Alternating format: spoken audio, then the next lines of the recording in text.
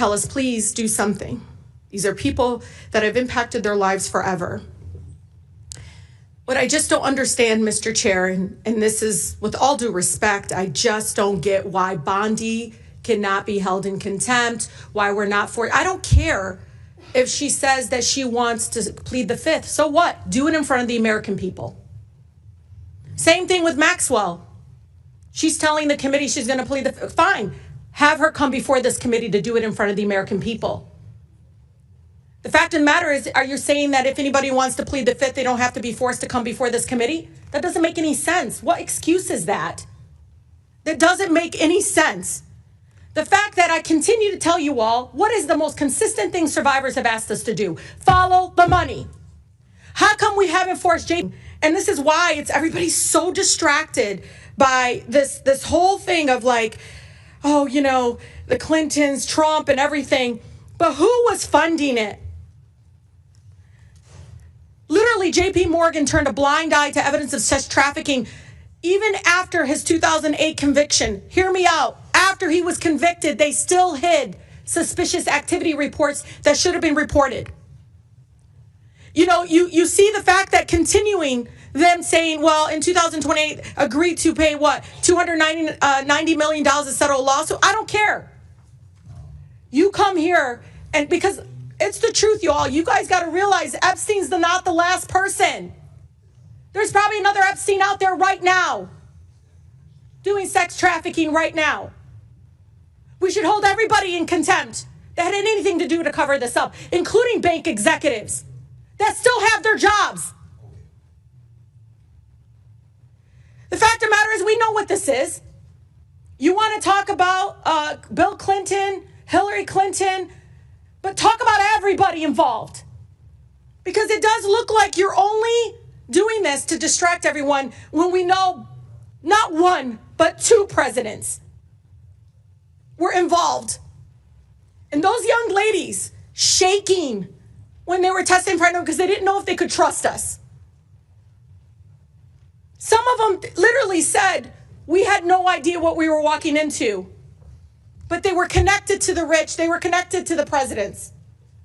You heard them say that over and over again. But one of the things they continue to say is follow the money.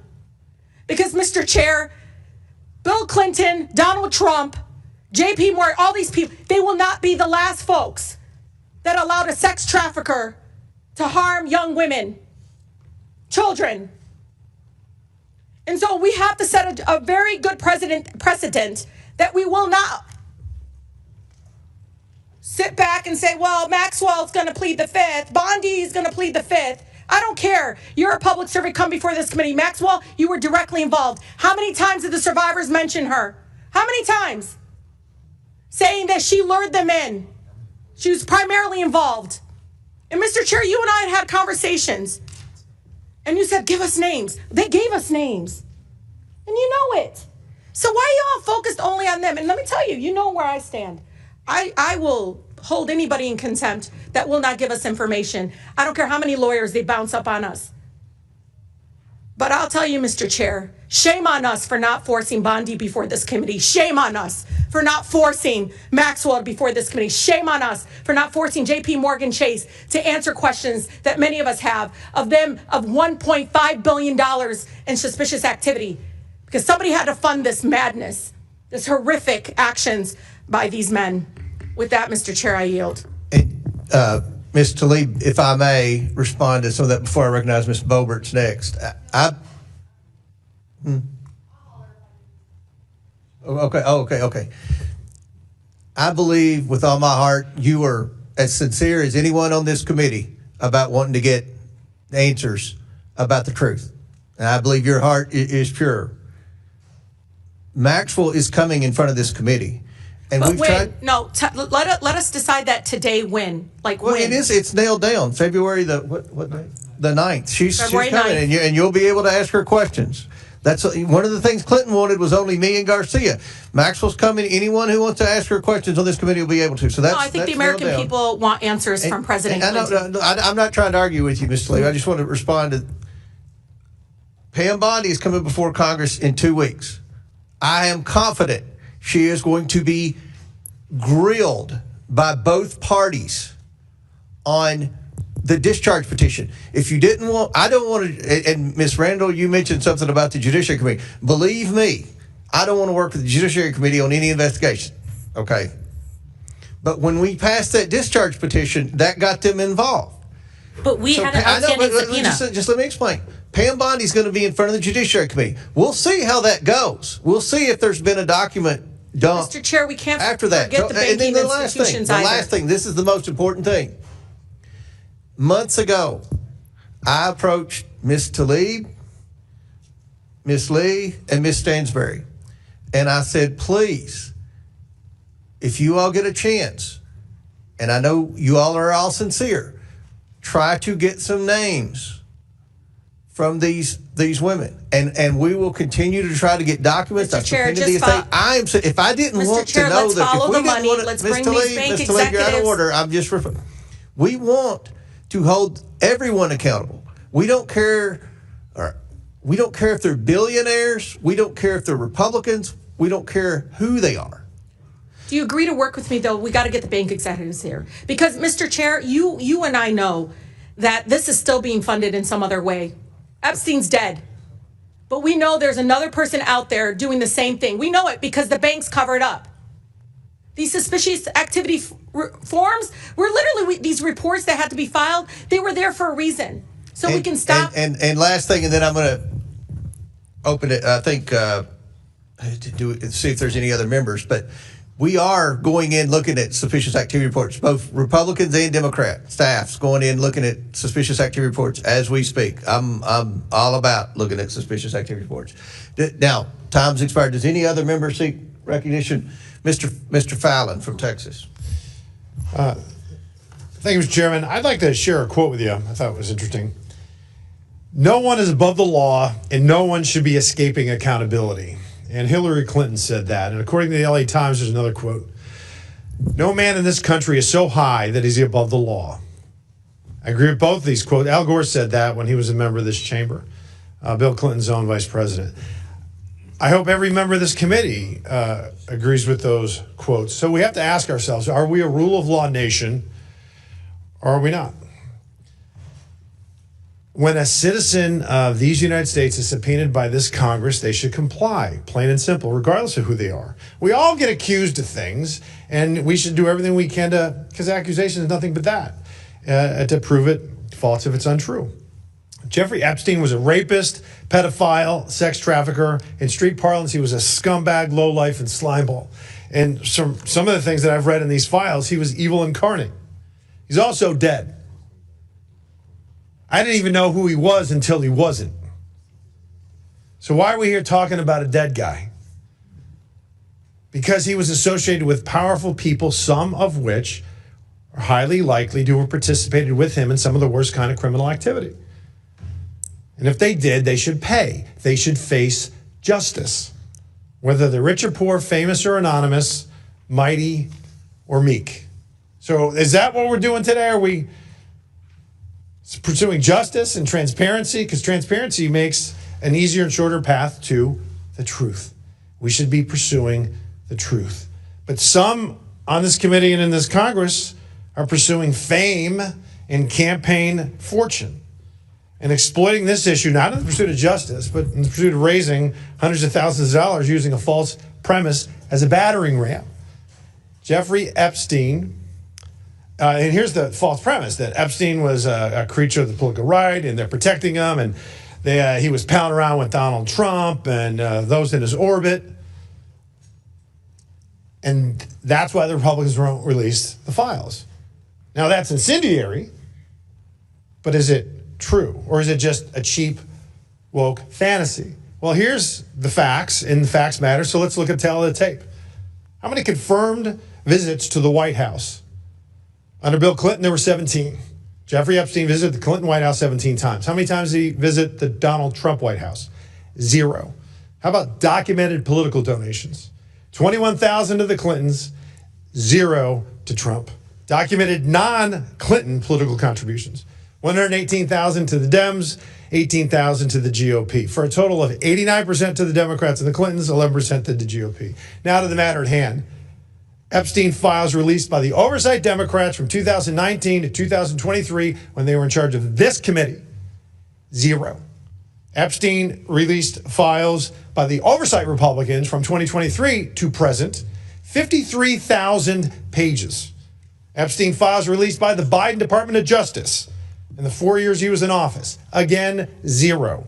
Epstein files released by the Trump DOJ, 2025 to present, 125,000 pages. And a member of this committee completely jumped the shark again. And right after Charlie Kirk was assassinated by a left-wing loon, and it was a time where we really need to turn down the temperature and practice some civility, said, and I quote, "Republicans have been so busy protecting pedophiles and rapists that they forgot what this committee is supposed to be about." Well, I tell you what this committee is supposed to be about, Mr. Chairman, about transparency and truth. And on this matter, the Republicans have led, and we produced results, and the Democrats have done squat and bumpkiss. For the record, you know, that kind of incendiary rhetoric, while it may make headlines and make people famous, or perhaps better stated infamous, and raise loads of woke cash, maybe even get you invited to Hollywood parties. But at what cost? Those kind of lies create division and damage, and they're ludicrous, absurd, lazy, and perhaps, worst of all, unoriginal. And I don't think it's going to translate much to journey to the upper chamber. I hope it doesn't translate to that. The Trump administration and Republicans on this committee and on this issue have served Lady Justice by a count of about 178,000 to 0. So the Clintons should come in, honor the subpoena, and testify. And you know why, Mr. Chairman? In the pursuit of truth. Mr. Chairman, I yield back. Gentleman yields back. Chair recognizes Ms. Stansberry from New Mexico. Thank you, Mr. Chairman. You'll have to forgive me if I do not give a slow clap to our colleague across the aisle for his Academy Award-winning appearance just now in front of the committee. But I want to just address some of the things that I heard here today and to talk about why we're here. What I've heard here this morning in front of this committee is exactly why the American people hate politics. Because the American people don't care if you're a Republican, if you're a Democrat, if you're an independent, whether you vote or you don't. They want the Epstein files and they want justice and accountability. And they don't give a damn whether or not it's Democrats or Republicans or who is implicated. They want accountability. And that is what the survivors are asking us for. They are asking us to do our jobs, to make good on the promises that we made them when they came and met with us, and to actually, in good faith, conduct an investigation. Now, I always think it's important to pull back the curtain for the American people about what happens in these committees. And I was not shocked and surprised, but, you know, I think it's important to note that when I stepped out of the committee a few moments ago, the press were huddled on the Republican side of this committee room to take statements from the Republicans. They're not out in the kind of like neutral area. They're standing outside the Republican door so that after this vote is taken, our Republican colleagues can walk out and make a statement to the press. Now, I think that that's important to note for the public here, because this is not about true accountability. Because if this was actually about getting to the bottom of this case and actually holding individuals accountable for the crimes that were committed by Jeffrey Epstein, by Ghislaine Maxwell, by the associates, and the many, many people who are implicated in this case, what would be happening right now in this committee is that Pam Bondi and DOJ officials would be sitting right there on the witness panel answering questions under oath, because they are breaking the law. They are not complying with our subpoena. They are not complying with the Epstein Transparency Act. And on the day, the final deadline, that they were supposed to release their final explanation about why they may have redacted some files, and in fact they have, as has been stated many times, only released less than 1% of the files, Donald Trump used the United States military to invade a foreign country and steal their oil. And while we're sitting here and our colleagues are trying to create a spectacle for the media, every single newspaper in the United States and the world's headline is about how Donald Trump right now is in Europe embarrassing the United States. How he is threatening our NATO allies to invade Greenland. Humiliating the United States. And I have to say, I was home over the weekend for Dr. Martin Luther King Jr. celebrations to honor the life and legacy of Dr. King. And the question that I got over and over again from my constituents is, what is in those files that is so bad that President Trump is invading Venezuela, threatening our NATO allies, and sending thousands of armed paramilitary troops onto our streets to create violence and chaos in American cities? That is what the American people are actually asking us. And so I will be honest, Mr. Chairman, I am deeply troubled that the individuals who are the subject of today's hearing did not appear on their scheduled date. No one is above the law. But I do know, based on the correspondence, that they have been corresponding with you regularly to try to resolve this issue. But I don't believe that's what this hearing is actually about. Because if it was actually about getting justice and about getting the truth, we would have DOJ here. We would be holding Pam Bondi in contempt, and we would be hearing from the survivors themselves. And so I have to agree with my colleagues that I believe that this is part of an extended smokescreen to try to cover things up. And so I do ask my colleagues across the aisle, if you are earnest about getting to the truth and getting to justice, then bring DOJ in here and hold them accountable, because that is actually what the American people want.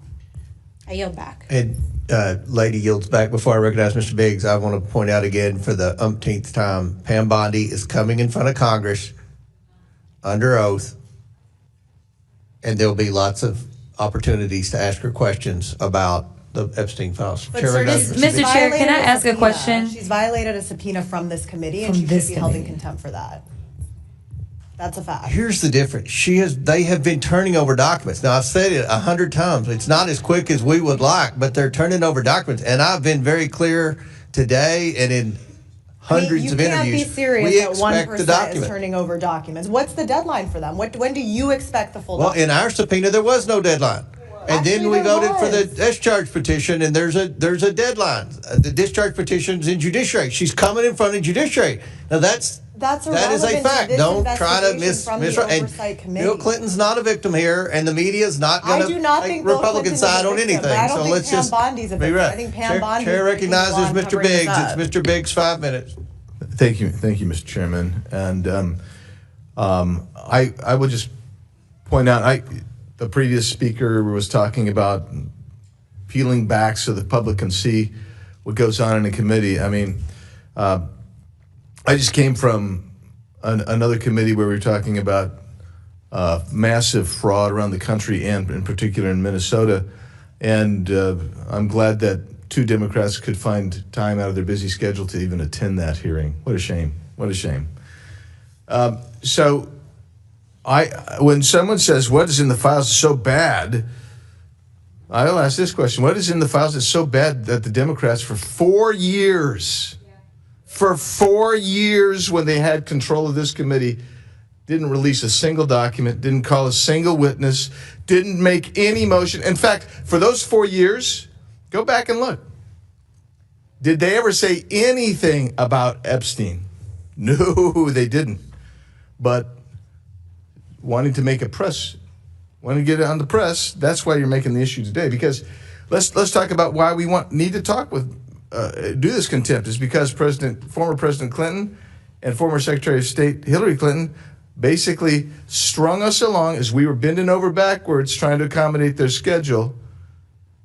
They didn't show up after we finally had to get a subpoena for them. And I have right here, this is just interesting to me. This is a little note written by Mr. Clinton, former President Clinton, to Jeffrey Epstein on Jeffrey Epstein's 50th birthday. Jeffrey, happy 50th. It's reassuring, isn't it, to have lasted as long across all the years of learning and knowing, adventures and, no illegible word, and also to have your childlike curiosity, the drive to make a difference, and the solace of friends. He rode on that plane many times. He was apparently close friends with him. Jeffrey Epstein claims that, and I don't know if we should believe anything Epstein says for sure, but I mean, Epstein says that he helped set up and fund the Clinton Foundation, and former President Clinton in his note. I mean, this is what he wants. He doesn't want to come in and testify. He wants to do the same thing that he did in previous times. Just, okay, we're going to send a little note, that ought to do it. He says something to the effect that he spent significant time in the Clinton Foundation after he left the presidency. Well, if Jeffrey Epstein set it up, then there's some reason to ask questions of both he and the former Secretary of State. They were given a subpoena. It was a lawfully issued subpoena by a standing committee. By the way, I happened to be at that subcommittee hearing. I was there when every Democrat voice voted that out. Nobody objected and said they didn't want him to be subpoenaed. But he was subpoenaed, and he didn't show up. So here we are. And with Mr. Chairman, I'll yield time to you if you need it. I appreciate it. I think that everything that needs to be pointed out, we've pointed out. So I will. Then I'll yield, sir. Okay. Chair, any other members seek recognition? Chairman. Mr. Mfume. Thank you, Mr. Chairman. I want to thank you and the ranking member, and I particularly want to underscore the ranking member's opening statement, and that was that oversight Democrats want the truth about Jeffrey Epstein's crimes and accountability for everyone involved. He said, and I agree, we want transparency, we want the facts, and above all, we want this committee to use its oversight tools in a serious and responsible way. I would be remiss if I did not thank, on behalf of all of us, the efforts of Representative Rokana of this committee and Representative Massey. Thank God they stood in the way of things and took the heat to get the discharge petition up and voted on.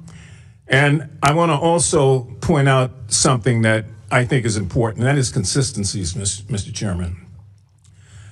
The action that the majority has been proposing today departs from this committee's established practices, including its long-time standing acceptance of written testimony and the level of accommodation this committee has traditionally required before proceeding to criminal contempt, not civil, criminal contempt. I'm glad, as the ranking member has stated, that the Clintons have agreed to testimony and to a transcript and to meet.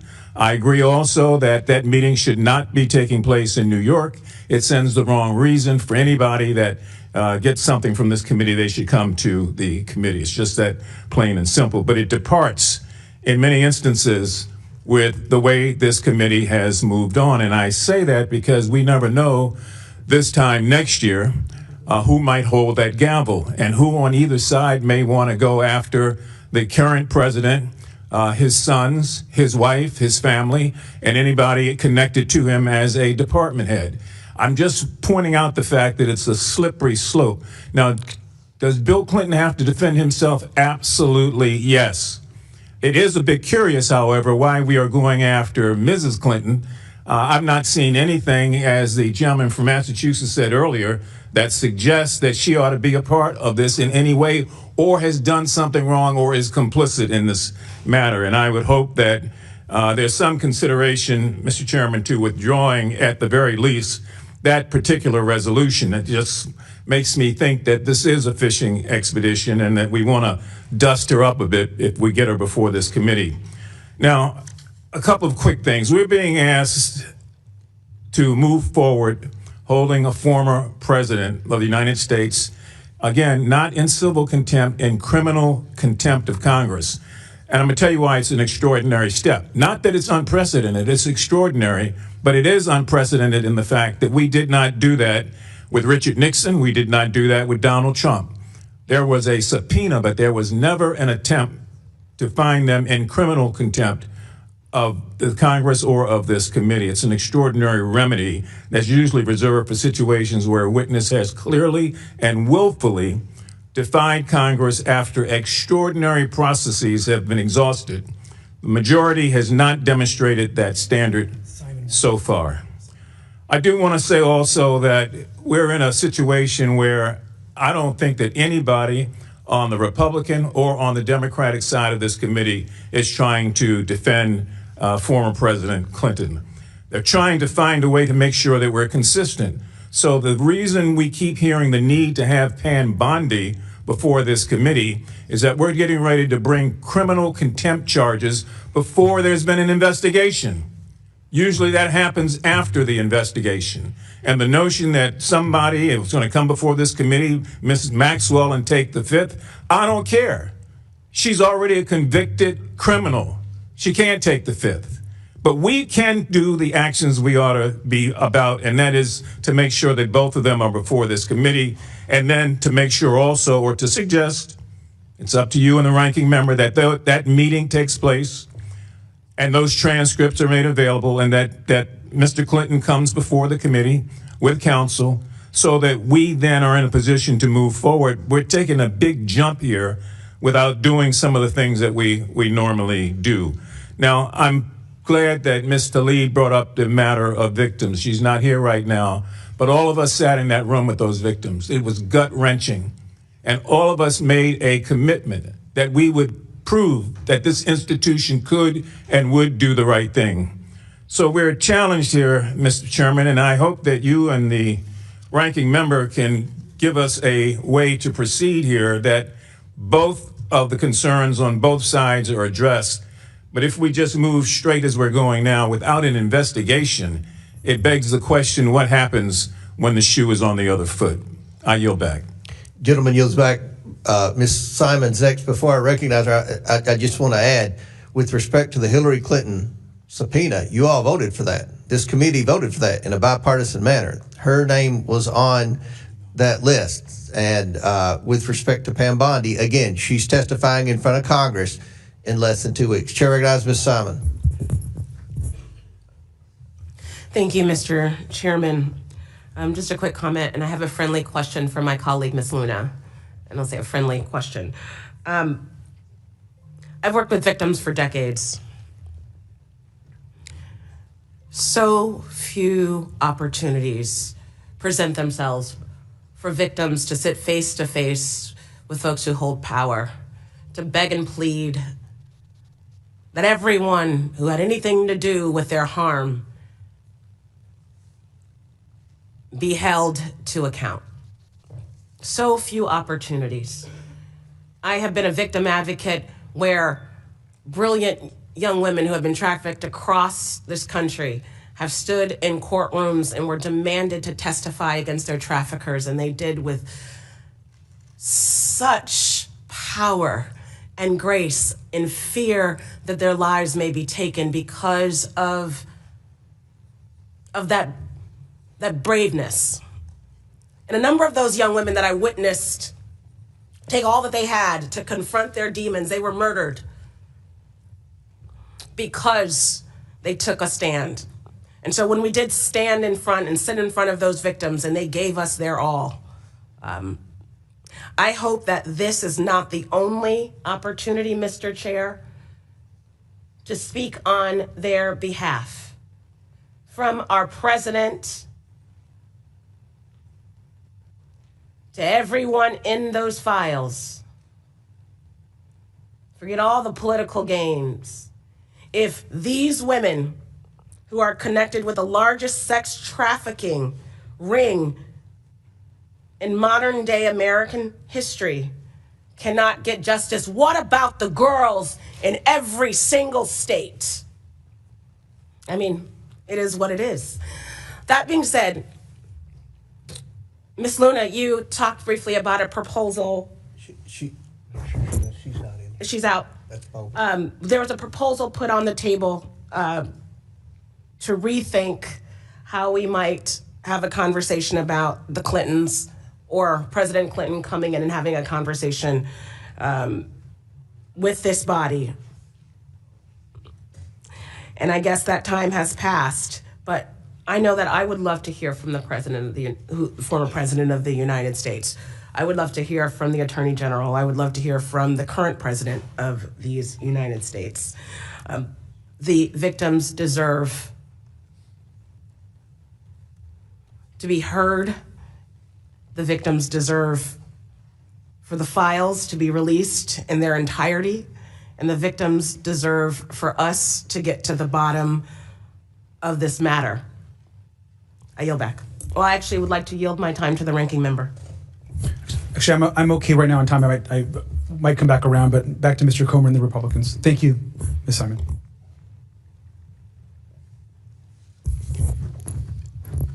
Okay. Do any other members seek recognition? Seeing none, we are going to, there's an amendment at the desk. Well, let's Ms. Lee, what purpose do you seek recognition? I have an amendment at the desk. Will the clerk distribute the amendment to all members? The clerk will designate the amendment. An amendment to the amendment in nature of a substitute to the William J. Clinton Contempt Report as offered by Ms. Lee of Pennsylvania. Without objection, the amendment is considered as read. I reserve a point of order. The gentlewoman is recognized for 5 minutes to explain her amendment. Thank you, Mr. Chair. I think that even listening to this debate throughout our hearing today, our markup today, I think it's really clear that at the heart of this effort to release the Epstein files are very real human beings who have experienced unimaginable harm. They have been repeatedly victimized by the indifference of the U.S. government and the injustice that they face. They deserve peace and healing and justice. When my motion to subpoena the Epstein files passed, this committee resolved to get that justice for those survivors. And I thank Chairman Comer for pushing this effort forward by issuing additional subpoenas for the Epstein estate and the banks. And we know that without the full files from the DOJ, that is just not enough. That's why I'm introducing this amendment, which holds Attorney General Pam Bondi in civil contempt for failing to comply with the August 5th subpoena, and I urge my colleagues to support it. And we believe that we should start with civil contempt because we are serious about this investigation. We want these files and we want to hear from them. And we must start there. The Department of Justice needs to be the priority. We can move to non-compliance by anyone else, including Ghislaine Maxwell, after we have received those files. It has been 5 months, and we're still missing over 5 million pages of documents purportedly. The Department of Justice has only released 1% of those files. They have stonewalled this committee since August, and they have failed to provide even the most basic updates. How is that not an insult both to the authority of this committee and the survivors? Without the full files, how can we know who might have legitimate knowledge or who might be culpable? We wouldn't have to speculate on the Clintons or anyone else's involvement if we had all of those files. And to be clear, I'm certainly not opposed to the President and Secretary Clinton being held accountable for violating the subpoena. But the fact that this effort to hold the Clintons in contempt was fast-tracked and is happening before any action against the Justice Department is just evidence that the Republicans on this committee are not taking this investigation seriously. It is an unequal application of law. And again, it is a bit ironic that these contempt resolutions empower the Justice Department to imprison possibly 2 people for defying the exact same subpoena that they themselves are defying.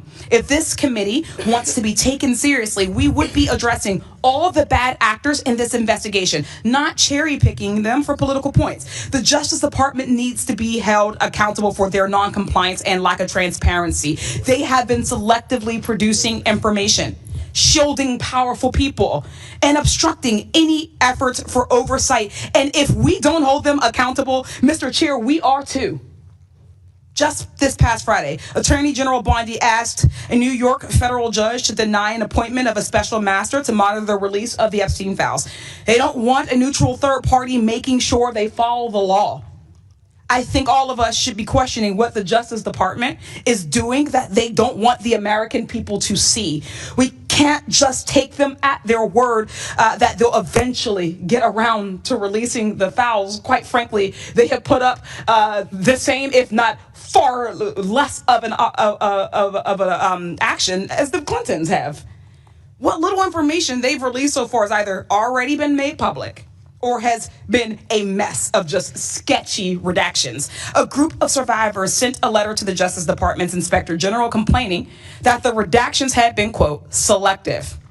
They pointed out that multiple times the names of alleged abusers appeared to be redacted, yet some survivors' names and identifying information were released. To be clear, the subpoena I moved to secure does not allow for redactions unless it would protect the identity of a survivor or contains child sex abuse materials. They have had plenty of time to work with this committee to protect survivors' identities. This is bigger than one case. It's about rich and powerful people being protected by each other and institutions. It's about a system that has enabled Jeffrey Epstein and Ghislaine Maxwell and whoever their co-conspirators are to buy favors and silence from our government. This effort is the one time we could get some real accountability and reclaim the power of this system. Republicans, don't drop the ball by allowing Pam Bondi and the Department of Justice to play us for fools. Mr. Chair, you are setting a precedent that non-compliance with this committee will result in immediate contempt proceedings. So I challenge you and my Republican colleagues to put your money where your mouth is and pass this amendment and holding Pam Bondi in contempt. I yield back.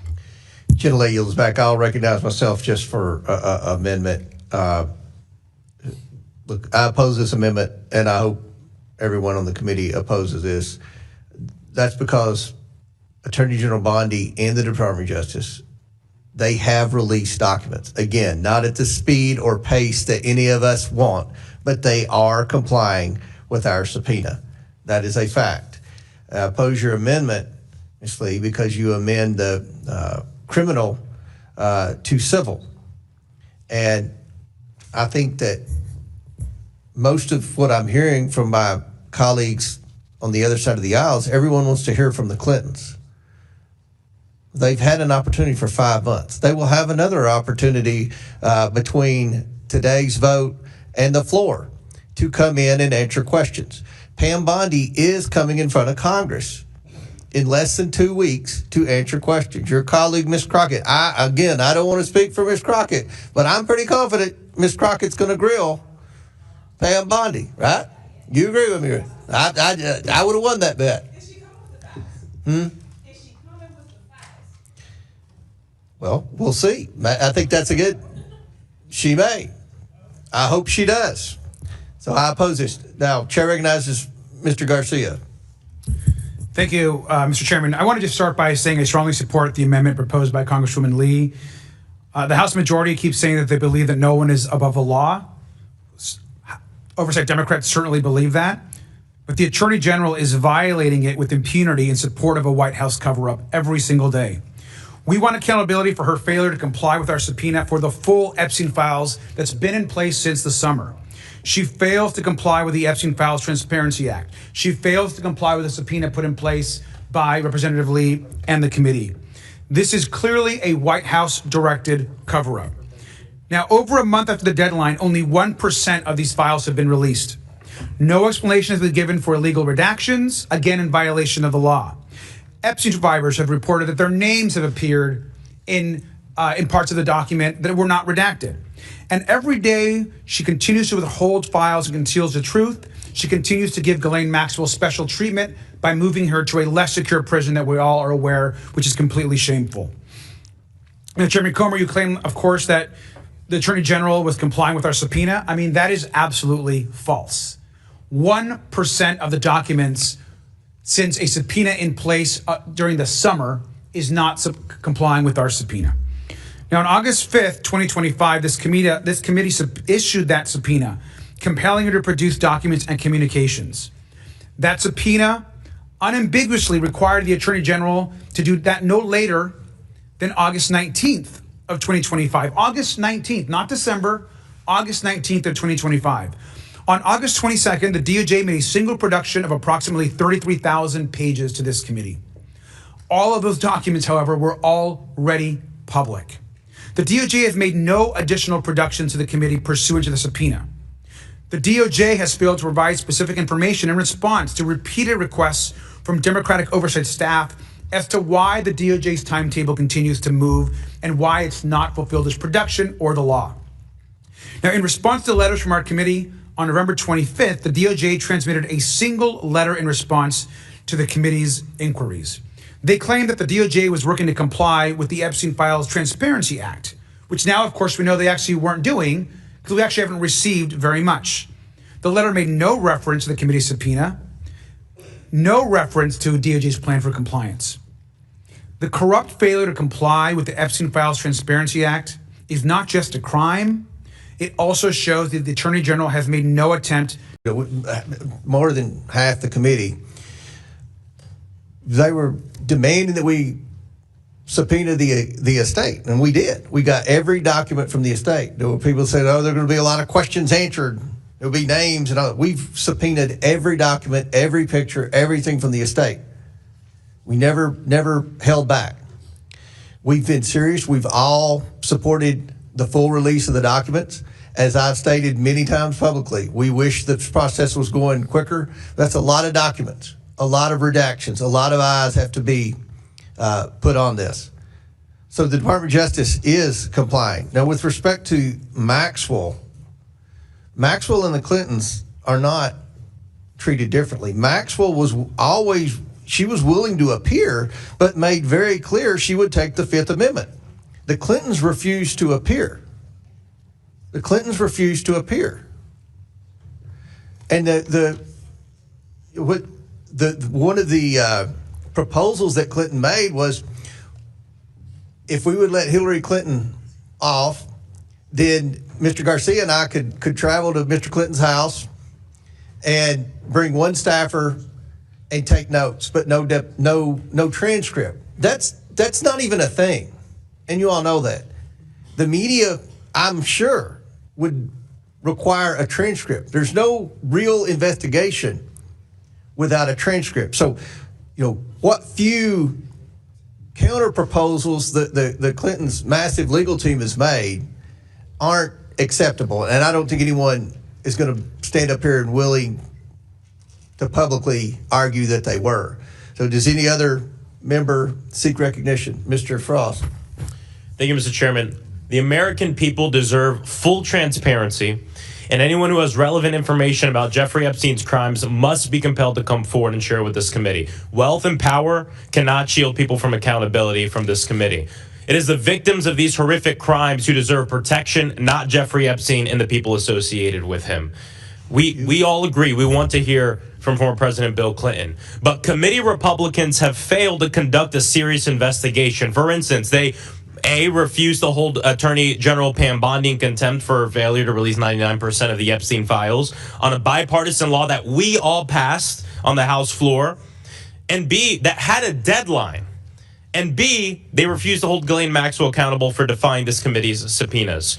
We all know that President Trump has a long-standing relationship with Jeffrey Epstein. His administration continues to obstruct the release of the Epstein files for this reason. We've seen photos of them together. Even Elon Musk posted, @Real Donald Trump is in the Epstein files. That's the real reason why they have not been made public.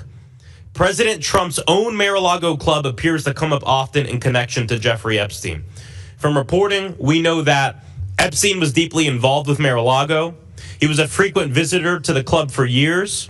The club sent employees, usually young women, to Epstein's mansion for massages, manicures, and other spa services. Staff members from the club made frequent calls to Epstein's home in Palm Beach, and on these calls, Epstein engaged in sexually suggestive behavior, such as exposing himself. And in 2000, Ghislaine Maxwell recruited Epstein's trafficking victim from Mar-a-Lago, where she was working as an employee. This committee must also investigate what Mar-a-Lago Club members and the staff knew about Jeffrey Epstein's crimes. Getting documents from Mar-a-Lago is about uncovering evidence, holding these people accountable, and doing right by the victims of these horrific crimes. So we are all for making sure that we hear from everyone. I don't care if you're a Democrat, I don't care if you're a Republican. I'm tired of rich people trying to evade justice and accountability, period. But you can't do it just for the party you disagree with. You can't do it in a politically motivated way. So here's the opportunity to show it's not a politically motivated thing. Let's also make sure that we get these documents from Mar-a-Lago. So with that, pursuant to Clause 2K6 of House Rule 11, I move that the House shall subpoena the Mar-a-Lago Club and all entities under common ownership or control with the Mar-a-Lago Club to provide the House Committee on Oversight and Government Reform with 1. All documents, communications, and materials related to Jeffrey Epstein, to include but not limited to personnel files and records, client files and records, massage and spa services records, complaints and grievances filed against Jeffrey Epstein, internal communications, and billing statements. 2. A list of all Mar-a-Lago Club personnel who provided massages on behalf of the Mar-a-Lago Club between 1997 and 2003, regardless of whether such personnel were contractors or formerly employed masseuses or otherwise. And 3, a list of all Mar-a-Lago Club personnel who were employed as or acted as managers of the Mar-a-Lago Club Spa between 1997 and 2003. A motion was made by Mr. Frost. The motion is improper as the item is not on the agenda. Any other chair recognizes? So Mr. Chair, you want to use procedure to push back accountability? No, we're holding people accountable today. That's why we're here. Well, why won't you move to make sure that we get the relevant documents from Mar-a-Lago? That I just read this, and you're saying it's because it's not on the agenda that we can't move forward with this? You have full discretion of this committee to say, you know what, let's have a vote in a bipartisan way to say we want the documents from Mar-a-Lago. I don't have full discretion. It's in the rules. We vote on a rules package at the beginning of You're able Congress. to say right now that we can vote on this. We cannot vote on it. It's in our rules. We'll be breaking our rules. We have to apply to the rules too. We're not like the Clintons. No. You are hiding behind process to protect these Mar-a-Lago documents, and I think it's disgraceful. Chair recognizes Mr. Cloud. Thank you, Mr. Chairman. One thing was noted in the Clintons' letters is they said the subpoenas were illegal. I'd be curious to know if the ranking member thinks that they're illegal. And with that, I'd yield the rest of my time to you. Thank you, Mr. Cloud. I want to make sure everyone is aware. On February 11th, Attorney General Bondi will be appearing as the sole witness in front of the Judiciary Committee. Ms. Crockett is a member of the Judiciary Committee. I would assume, I don't want to speak for Ms. Crockett, but I would assume you'll ask her questions about the Epstein investigation and her progress towards releasing the documents. Mr. Massey is a member of the Judiciary Committee. He's already stated publicly he's going to spend his 5 minutes asking the Attorney General about the Epstein documents. So the Attorney General is slated to be in front of Congress, and I'm pretty confident that just about everybody on that committee is going to ask the Attorney General where we are with the document production. So I think that's important to note. February 11th, she's slated to be in front of the Judiciary Committee. And with the discharge petition, when the House voted for that, we issued the subpoenas for the Epstein documents. Then we all voted for the discharge petition. The discharge petition has jurisdiction in the Judiciary Committee. So she's going to be in front of the Judiciary Committee. The next week we're in session. So I think that's important to note. Do any other members seek? Okay, Mr. Lynch, then, yeah, go ahead. Thank you, Mr. Chairman. I would remind the gentleman, and I'm sure he knows this, that the Oversight Committee is the principal investigatory committee in the House. And we have a responsibility. It may be a shared responsibility with Judiciary, but we nevertheless have a responsibility. And we are the ones who issued that subpoena. This committee did. We are the ones who sat with the victims, right? We looked them in the eye, including the Speaker of the House. We looked them in the eye, these women who have been struggling to get justice for many, many years, and we promised them every member of this committee, we promised them that we would do everything under our power to make sure they finally receive justice. And here we are today. Now, with millions and millions of documents requested back in August, we've still received, what, 1% of the documents? This is evidence of wrongdoing in many cases. And yet we're allowing Attorney General Bondi to obstruct justice, basically. Even the little bit of evidence that she has provided, she also included a statement that basically said, don't believe this evidence, there's a lot of falsity in these. I mean, I have never seen an attorney general in this country provide evidence and then give an opinion on that evidence to the legislature, to the Congress. That is unheard of. But it shows her willingness to do whatever she can to obstruct justice from being delivered. The second thing I want to say is, if we are truly interested in getting information relative to this investigation, there should be some underlying basis for that. And I have reviewed all of the evidence that's been made available so far. I find nothing that points to Secretary Clinton in this at all.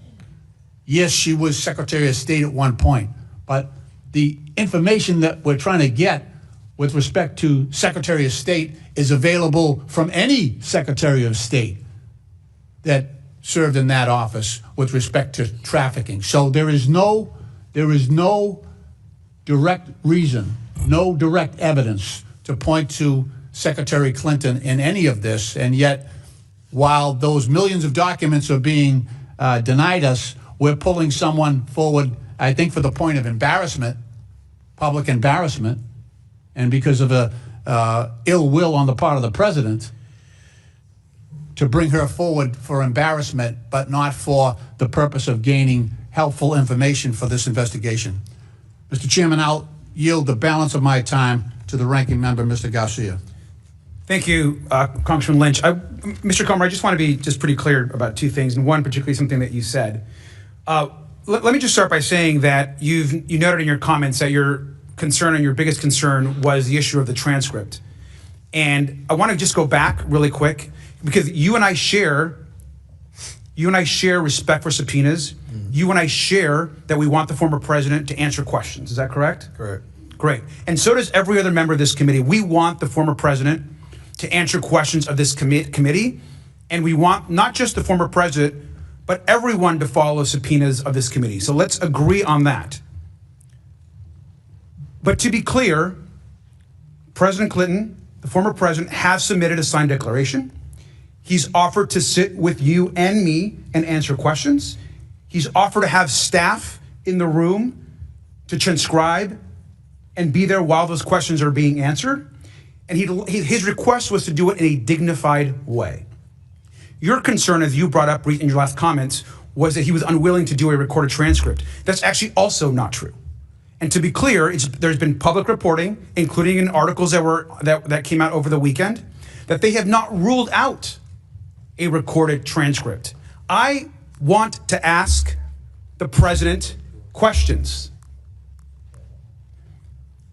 Chairman Comer, I want to ask President Clinton questions.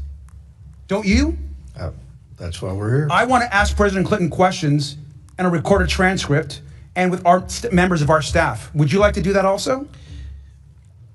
May I make a comment on the transcript?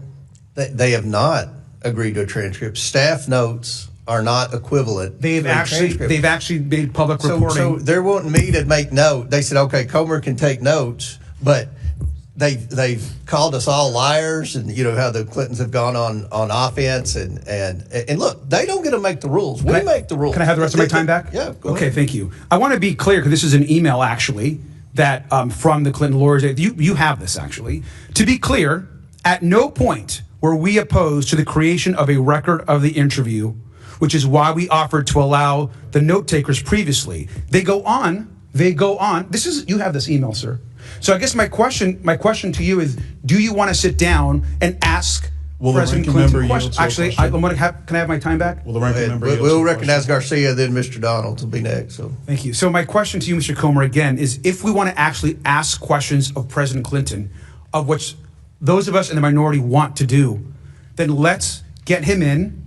Let's negotiate a recorded transcription of that interview to further our investigation. I thank you for the yield, Mr. Lynch. Chair, time's expired. Chair recognizes Mr. Donalds. Yeah, Chairman, point of clarification.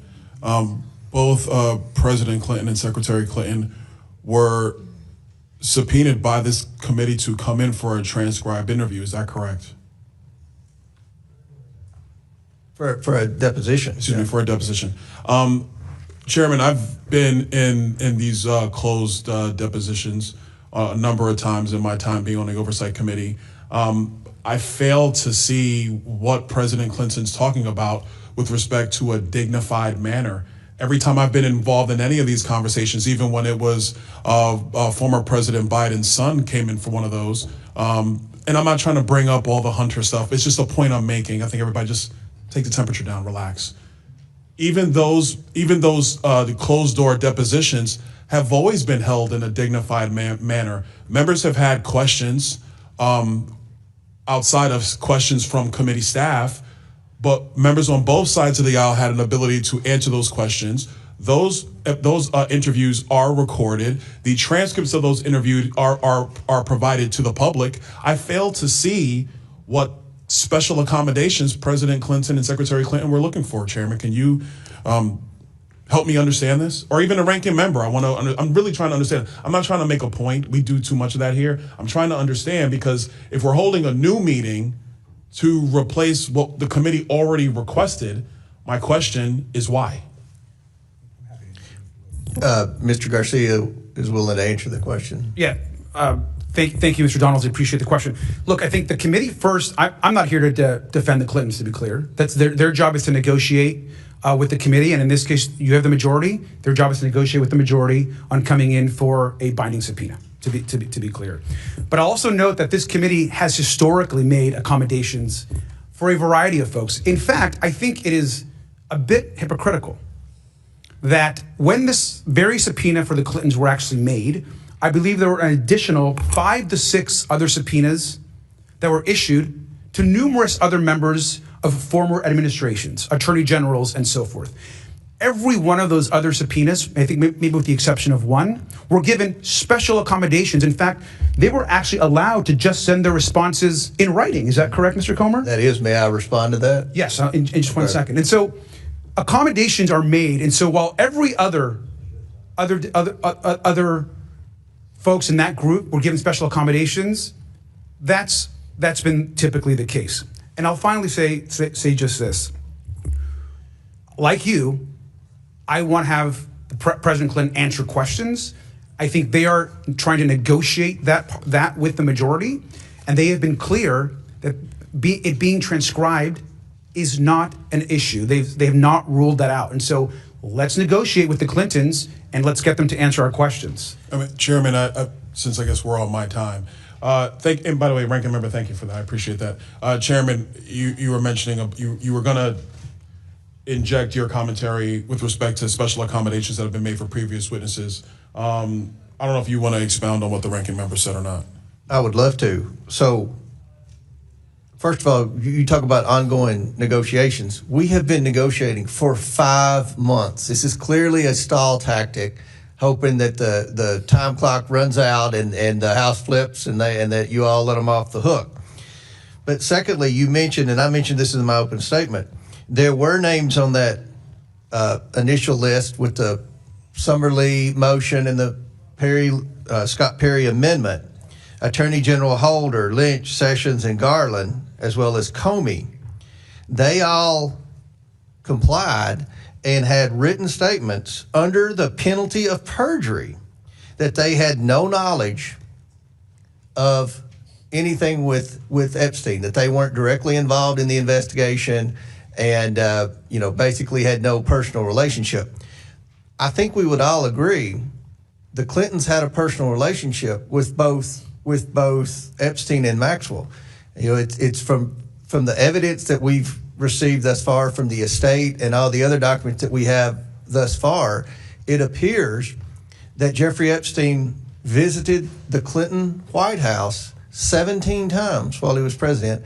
And then post-presidency, it appears that Bill Clinton flew on Epstein's plane at least 27 times. So there's a huge difference between the knowledge and relationship with the Clintons and Epstein and Maxwell versus the former attorneys general. And another note, I don't know if it was Mr. Bell or whoever said that we only are interested in Democrats. We grilled Bill Barr and Alex Acosta, and they are very Republicans. In fact, they were members of the Trump cabinet. Now, I've been on the Oversight Committee 9 years. We've had 4 other committee chairs. We've had Jason, since I've been here, we've had Jason Chaffetz, Trey Gowdy, Elijah Cummings, and Carolyn Maloney. I don't ever remember a time, and I could be wrong. If I am, I'm sure you all will correct me, but I don't remember a time when Carolyn Maloney or Elijah Cummings subpoenaed a high-ranking Democrat to come in for a grilling. So to imply that this is partisan, that is just simply not true. We've already had 2 very the former Attorney General of the United States under Trump and the former Labor Secretary and U.S. Attorney. So we've done that. And then one other thing with the Clintons, and I'll yield back. One of the arguments the Clintons made, Mr. Garcia, was that our subpoenas were unlawful. Do you agree that the subpoenas we issued the Clintons are unlawful? I believe that all of our subpoenas that we have issued have been lawful, sir. Okay. Just any other members seek recognition? Ms. Brown, sir. Ms. Brown.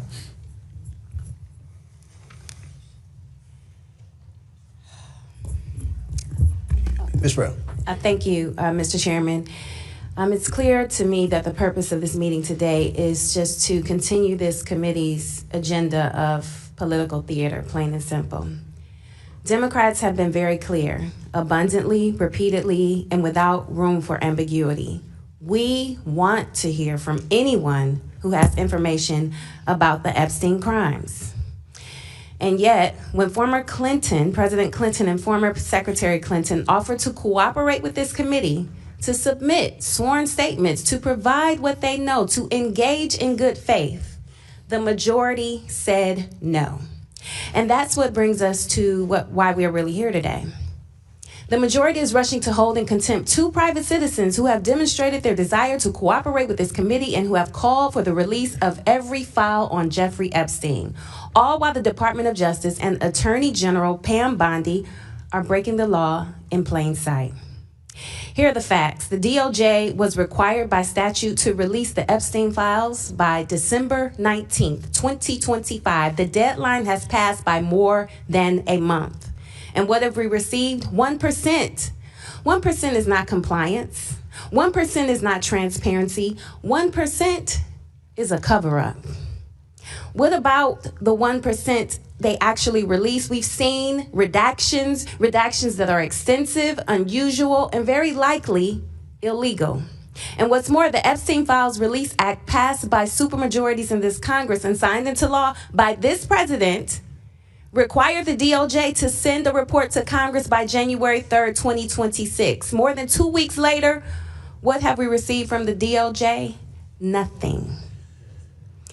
So if my colleagues on the other side of the aisle were really serious about uncovering the truth and government and accountability, we would be demanding answers from the administration. We would be demanding answers from Attorney General Bondi. We would be demanding the release of the 99% of the Epstein files still sitting at the DOJ.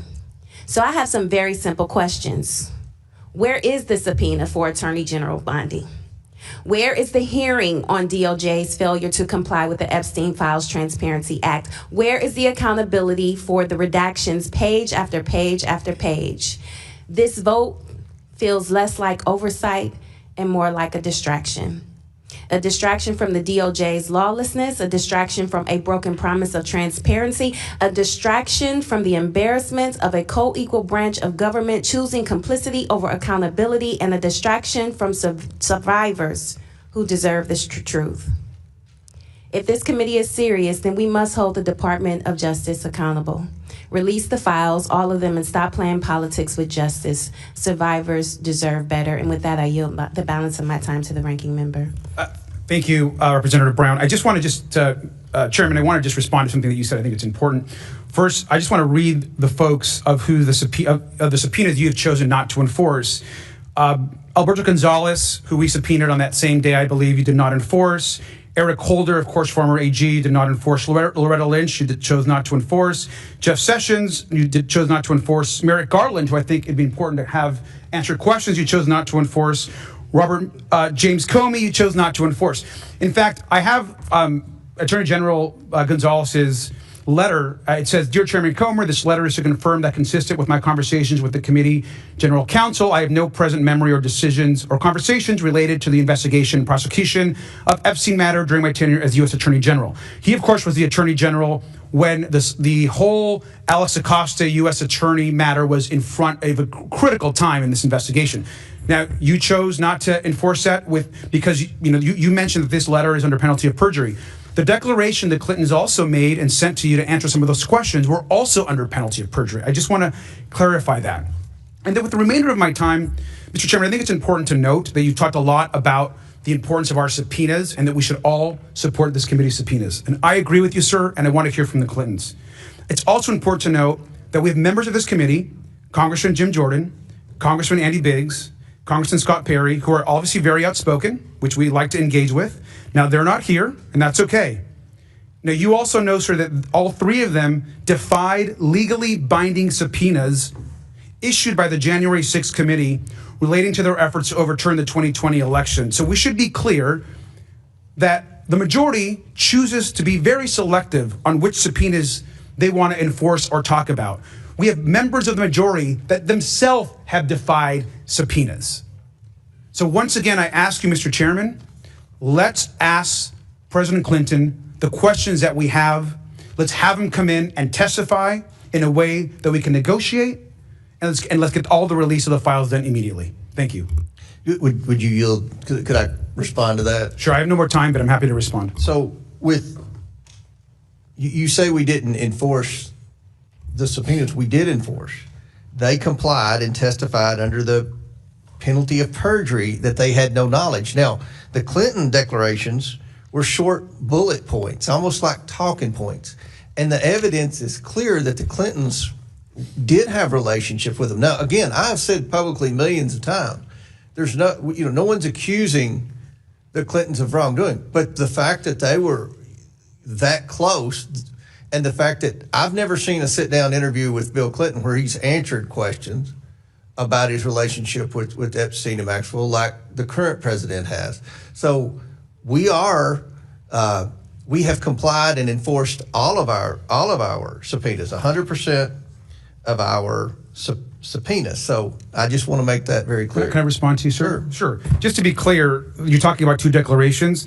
The declaration that you chose to use as something that you moved on to not bring him in was 1/6 the size of the Clinton declaration. I'm looking at the Alberto Gonzalez response to you, sir, that you chose to dismiss, and it is one sentence long. You just pointed out the Clinton declaration, which is 6 times as long. And so I just think you are using interesting points to make comparisons. Let's just be clear and get back to the facts. Let's bring President Clinton in to have a conversation with this committee. You are instead choosing to try to prosecute President Clinton and send him to jail, which is part of criminal prosecution, before having him answer questions to this committee. Him and his team have been trying to negotiate. We want to hear from President Clinton. I'm not sure that you do, sir. You don't think I want to hear from President Chairman Clinton? Comer, can I, Chairman?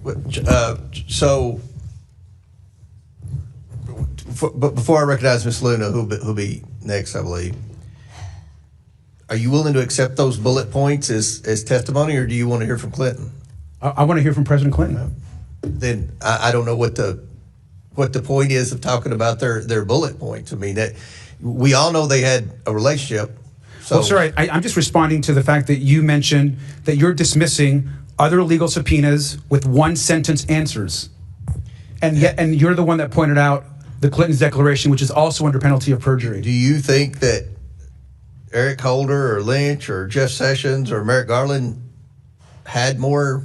I mean, do you want to bring them all in? I would love to have former Attorney General Merrick Garland in front of this committee to answer questions as to why more of the files weren't released. I've actually said that publicly. And so, sir, I think what it comes down to is we all want to get to the truth. We all want justice for the survivors. And I think more information is better. And so I think our position is that it is clear to me that President Clinton is negotiating to come in front of this committee. And it may not be exactly what you and the lawyer and your team want to see as far as that negotiation, or you're not satisfied with the progress, but they continue to negotiate. They have not rolled out a transcript. Let's get them in front of this committee. Thank you, sir. Chair recognizes Mr. Gill, then Ms. Luna. Mr. Gill has a bigger. Go ahead. No, Miss. Who's next? Miss Luna. Go ahead, Miss Luna. Then Ms. Thank you, Mays. Chairman. I'd just like to remind the American people that I was the member that made the motion to hold Merrick Garland in contempt of Congress, and every Democrat voted against it.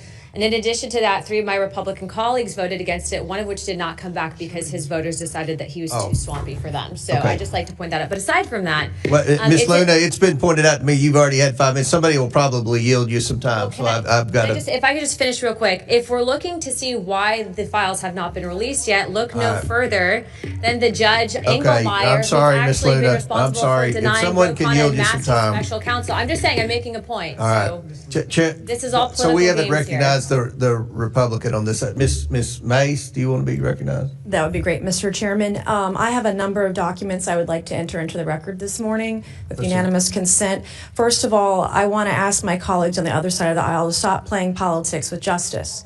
Not a single one of you voted for your own party to be held in contempt. I'm the only member of this body, of this committee, that has held both Republicans and Democrats alike in contempt for defying